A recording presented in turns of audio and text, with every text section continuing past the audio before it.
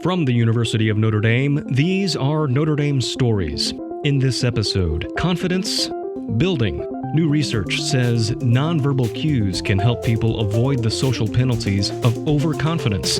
And a collaboration between Notre Dame's School of Architecture and the City of South Bend shows how buildings from the past can help plan for the future.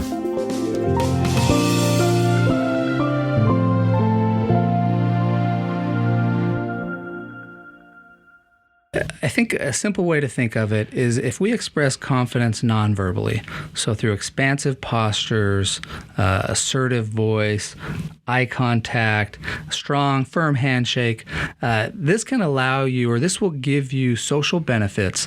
It'll enhance your status while simultaneously allowing you to avoid the risk of being seen as overconfident. Nate Mickle is a postdoctoral research associate at the Mendoza College of Business. He collaborated on a study published in the Journal of Personality and Social Psychology on the penalties of overconfidence.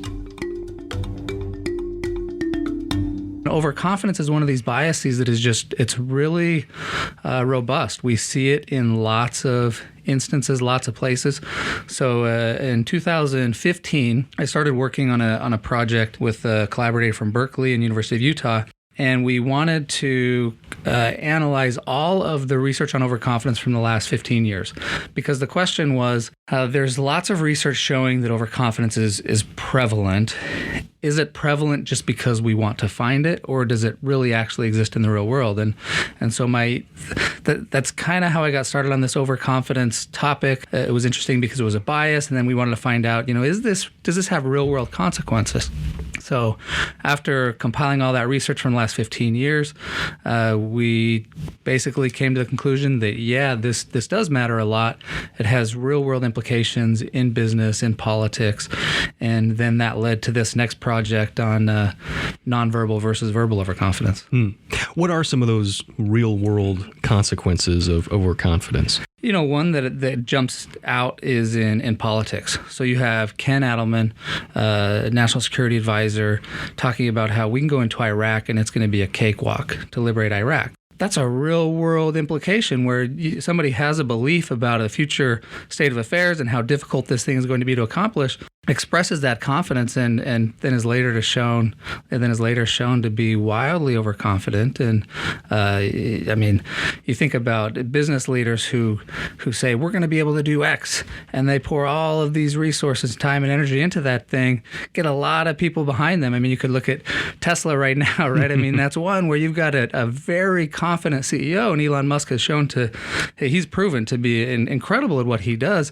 But we're wondering right now, is this just a little too much there at Tesla? So where's the line then? Because I think we would all agree it's good to be confident. Is there a line at which confidence bleeds into overconfidence? How do we determine that? Yeah, and I think this may go a little more academic than you're looking for, but we think of confidence in lots of ways as academics. So in the lay terms, it's just kind of one thing. If we all kind of understand what overconfidence is. Mm-hmm. We think of it as at least three different ways.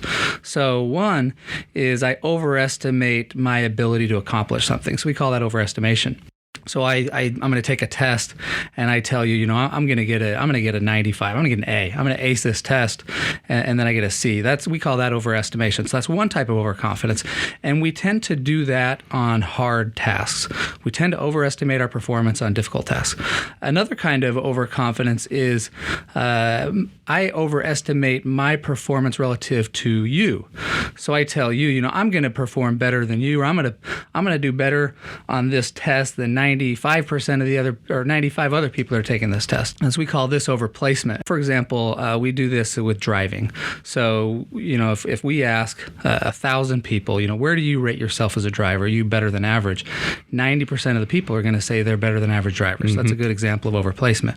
And then there's some interesting debates about that. Like, well, what does it mean to be a better than average driver? Is it that everybody's using a different standard? So you think being a good driver is getting where you're going really fast. Mm-hmm. And I think being a good driver is being defensive.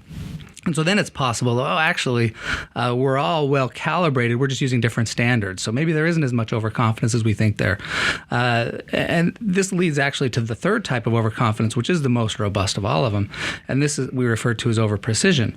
So this is kind of we don't think in terms of overprecision often, but when we do, we're really overconfident or overprecise.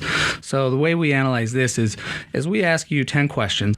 Questions like, why don't you estimate how long it would take you to drive from here to New York City? How much does a 747 weigh? How many gallons are in the Atlantic Ocean? Mm-hmm. And then we say, not only are you going to make an estimate, then you're going to give us a confidence interval. A confidence interval where you're 90% sure that the answer lies between your confidence interval, right? So for, how long it takes to get to New York, let's just say the miles. How many miles is it from here to New York? I think it's about 1,000 miles. But I know it's not less than 200. Like, I'm pretty sure it's not less than 200. And I'm pretty sure it's not more than like 2,500, so that's my 90% confidence interval. So if we ask 10 questions and you give us 10 answers with 10 confidence intervals, 9 of your answers should fall within that confidence interval, right? Mm-hmm. And what we find is that like 30% of your confidence intervals will contain the true answer. So that's just that's one of the most robust ways that people are overconfident is we're just so precise. It almost gets back to like we just kind of think we know more than we do a lot of times.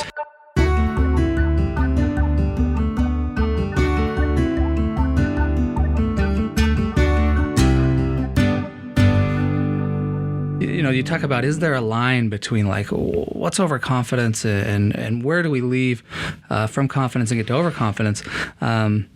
It makes me think of the question, well, why are we overconfident in the first place? Like, what's the incentive? And there could be a number of reasons we do it. One, we may do it just to enhance our own self-esteem. Like, it makes us feel better if we act like we're really good and maybe we're sending that message to other people. So it may be a self-enhancement technique. I've been reading up on some research that shows that we're actually probably too optimistic about how much our confidence or optimism helps us. So, lots of research on, positive self-talk and positive thinking. So, fake it till you make it. If you have people complete tasks and you try to get them really optimistic and really confident, and then you have a control group not do that, and you have them complete tasks like, basic things like persistent or like a Where's Waldo task or things like that. And then you have them predict, say, who's going to perform better, the really positive, optimistic people or the control group. People will say, like, oh, of course, the positive, optimistic people are going to do better. And what the research shows is that it doesn't really matter. What does matter, this confidence, this optimism, it matters a lot in the long run in terms of like persistence. So if I'm confident and I think I can do well, and that leads me to be persistent, well, then I'm going to actually enhance my skills and I'm going to perform better. What you're really trying to do is use that confidence to help you practice and develop new skills and improve your skill level. So, the positive self-talk in the short run, I wouldn't, it's not going to probably help you much. Confidence is no substitute for skill and knowledge. For skill, right. Now, where it does come into play, so we've talked about, self-enhancement. But how about other people's evaluation of you? Mm-hmm. Now, this is one where confidence, it pretty much always wins. I mean, if you're trying to assess two people that you want to work with, be with, depend on, one of us is confident, one of us is cautious or meek or not, on average, by and large, you're going to choose the confident person. So we developed a hypothesis, and that hypothesis was when somebody acts very confident verbally and expresses a concrete manifestation of expectation, and then later they're shown to be incorrect, miscalibrated, overconfident, that person gets punished. But if I just act non-verbally, very confident, expansive postures, big gestures, eye contact, loud voice, firm handshake, and you take that as a signal of my confidence about a task, and then you find out that I'm wrong, that I'm actually not as good as you thought I was based on my nonverbals, you actually don't punish me as much. And so this was the hypothesis that verbal displays of confidence and then overconfidence would be punished. These nonverbal signals or displays of confidence, which turned out to be apparent overconfidence, were not punished because there's plausible deniability. So we call this the plausible deniability hypothesis, because presumably, like, if I'm acting overconfident or I'm acting very confident non-verbally, and then you find out I'm not as good as you thought I was, it's like, well, I never did say that I was going to do that well. You just inferred it. And so I have plausible deniability. And this is the research that will be published soon in the Journal of Personality and Social Psychology. That's interesting. So the nonverbal cues of overconfidence leave room for interpretation. Exactly. So in other words, you could have gotten it wrong. I never said anything, but you, observer, read into things incorrectly. And the observer now becomes kinder in their assessment of you when they find out they were wrong, right? Because presumably they say, oh yeah, I mean, he never did say that he was going to do that well. I just inferred that. Talk to me a little more about your experiments to try to measure this. Yeah, okay. So imagine you're a participant. You come into a lab and you're going to meet two candidates in person. You meet one candidate and the candidate is very confident and he or she tells you, we're going to work on this task. We're going to collaborate on this task together. I just did a practiced test and I'm sure I got 10 out of 10 right. And then you go meet the other cautious candidate and they say, I'm not so good at that task. I only got 5 out of 10 right. And then you come back out, and now as an experimenter, I tell you, okay, I'm going to tell you how well they actually performed. That person that said they got 10 out of 10, they actually only got 5 out of 10. So now they were overconfident. The person who said they only got 5 out of 10, they're right. They're well calibrated. They got 5 out of 10. Once you learn that information, at first, you're just always going to choose the confident candidate, right? Because you're going to collaborate with them. You want to work with the good one that knows they're doing well. So at time one, you choose the confident candidate. Once you learn about the behavior, you end up punishing the confident candidate, and you now flip, and you're more likely to want to work with the well-calibrated candidate. Well-calibrated, even though skill-wise they're equal. Even though performance is equal, all things equal, you'd rather work with somebody that's well-calibrated than somebody that's overconfident but wrong all the time, right? Unless the confidence was displayed non-verbally. So what I just described was that was one condition. We showed that in a number of different ways: online, meet in person, watch videos. That pattern held. Now, start the experiment over. You walk into a room and you meet the confident person. They never tell you how well they did on the practice exam, but they act like they did really well. You're there to meet them, to try to figure out which one you want to work with. And they're very confident. They look you in the eye. They got this expansive posture, take up space, firm handshake, strong voice. And then you meet the cautious candidate. They're meek, they don't look you in the eye. Of course, you're going to want to work with the confident candidate at time one. Then you come back to me. I tell you, okay, the confident candidate, when they completed the task, they got a 5. The cautious candidate also got a 5. Who do you want to work with? Now you say, I still want the confident candidate. And so this is the rub. This is where, when the confidence is displayed non-verbally, you give that confident candidate the benefit of the doubt. At time one, you were thinking, with the way they were acting like they got a 10, and you thought they got a 10 based on the way they were acting. But now that you've learned how well they perform, presumably you're now thinking well, they never told me I got a 10. But I'd still probably rather work with the confident candidate than the cautious one. So, those are the experiments. Because of the plausible deniability, because presumably, the burden of proof is almost on the observer, not the confident person. If somebody makes just a bold claim that is 100% proven wrong with no debate, we're going to punish those people. And so that's where, coming back to the two researchers, that's what we found is the studies where the researchers from Berkeley were showing that overconfidence always wins. They were picking up on displays of overconfidence that had some plausible deniability.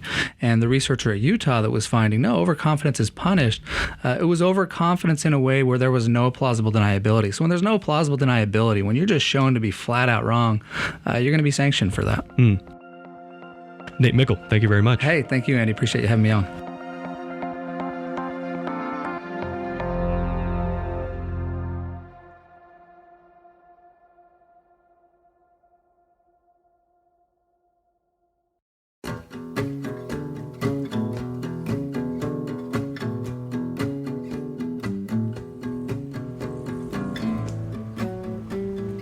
If you drive down the street in any city that participated in the so-called urban renewal of the 1960s and 70s, you've probably driven past a peculiar phenomenon and thought nothing of it. Often, a block in one of these cities follows an odd pattern, a series of several buildings in a row. By now, they're probably office buildings or in some kind of mixed-use rehab. But then, suddenly, the row of buildings stops, rather unnaturally. Building, building, lot. Building, building, building, lot.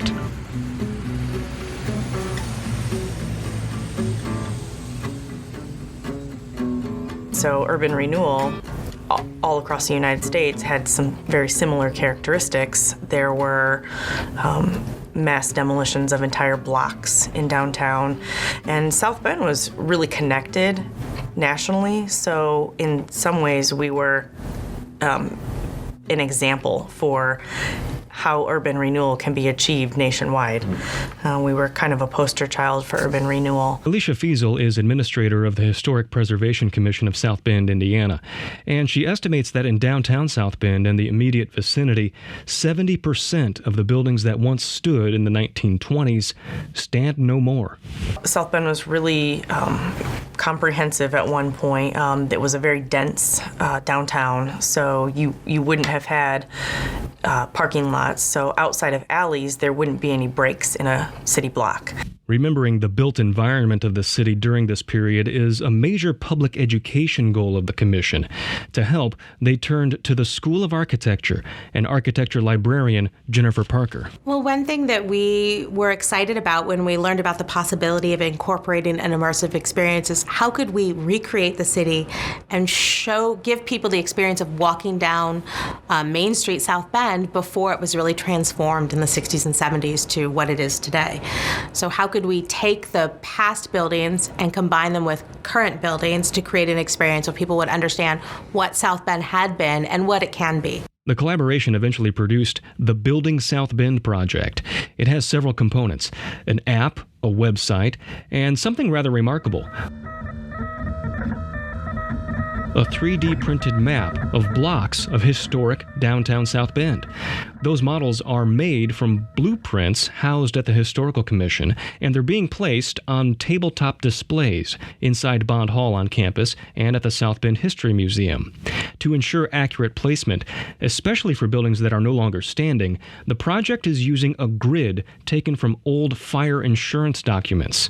Think of a model train set, but with buildings that are to scale and extremely intricately accurate in their design. To understand how a building is created and functions, you have to understand the details that go into it and how a architect will design it, and that starts with precedence, and it's a great way to really analyze a building through looking at an image and finding the key components of a building and why the architect did that, so that when you scale it up to a model, it's present and it's able to be understood and represented properly. That's Jessica Most, an architecture student from San Diego. She's become something of a resident expert on South Bend history through the project, something that comes up every so often when her and her friends are out on the town. Multiple times. They tell me to be quiet sometimes. I can't shut up about it. But yes, the historical site downtown is fascinating, and I am constantly pointing out fascinating details and interesting buildings that mean something to South Bend, which is great. I'm learning about the environment in a way that they wouldn't get to see it. I try to incorporate as much as teaching them as possible, and even outside my major. It's very important that people see South Bend as more than just the Notre Dame surround. It's its own being and its own historical site. And to be sure, the project is coming at a time when there's a real feeling that South Bend's best days are ahead of it, not behind it. Call it irony or really good timing, but $63 million in private investment was pumped into downtown South Bend last year, revitalizing old buildings that were a part of the heyday. Projects like Building South Bend help make preservation not about dwelling on the past, but about planning for the future. So our project is not designed to shame anyone for tearing down a building. It's designed so that we can study successful models from the past to build a better South Bend for the future, and how our students can learn from that and incorporate that into their own research and design, and perhaps a greater appreciation of the city of South Bend. building South Bend changes the way you view the city. Because you spend so much time looking at how it was, all you can see is potential in it. You don't see destroyed buildings, you don't see sad parking lots, you see what can be.